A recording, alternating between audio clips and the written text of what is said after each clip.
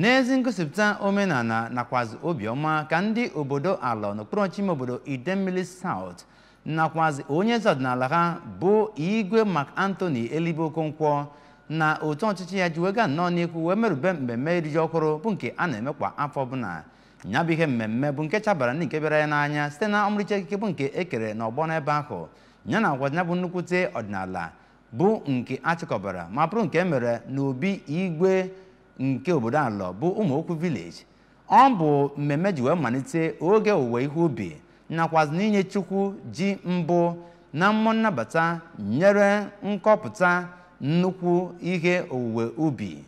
Onye nta akụkọ anyị bụ Onyinye Agụbeze bụ onye nkeke wetara anyị ya bụ akụkọ n'uso.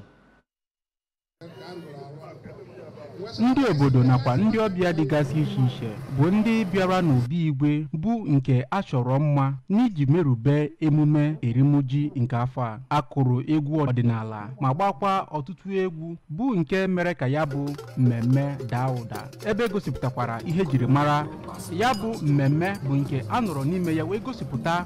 ji ọhụụ bụ nke akọpụtara nakwa ọtụtụ ihe oriri dịgasị iche iche dịka ọkụkọ,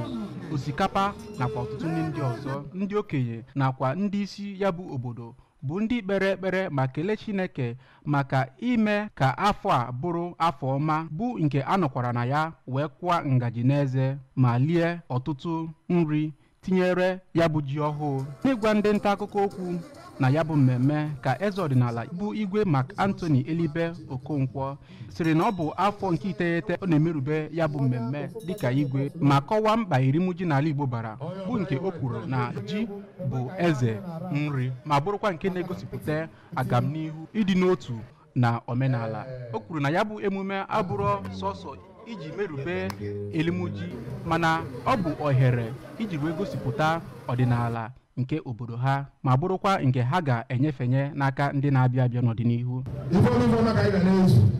Anyị ga-adị ka echi a na-agwụ agwụ Chineke okwu anyị ji n'ebe a ga-abụ okwu ọma nke anyị ga-eji wee na ga-abụ okwu ọma. Chineke were afọ mmadụ n'otuto nke a gọzie ọchị ka anyị bụ ụmụ nwere ọtụta site n'ife ọbara nwa ya bụrụ iwe n'anyị.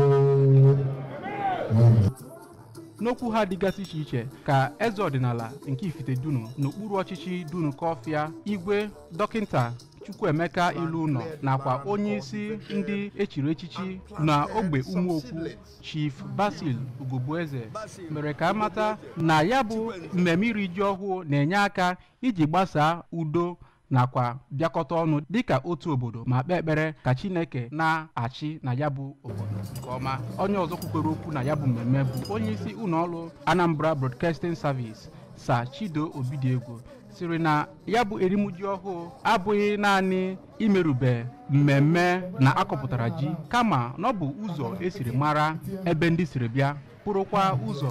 esi achọ ịdị n'otu ma kpee ekpere ka Chineke mee ka ọchịchị Igwe Mark Anthony Okonkwo na-agawanye n'iru.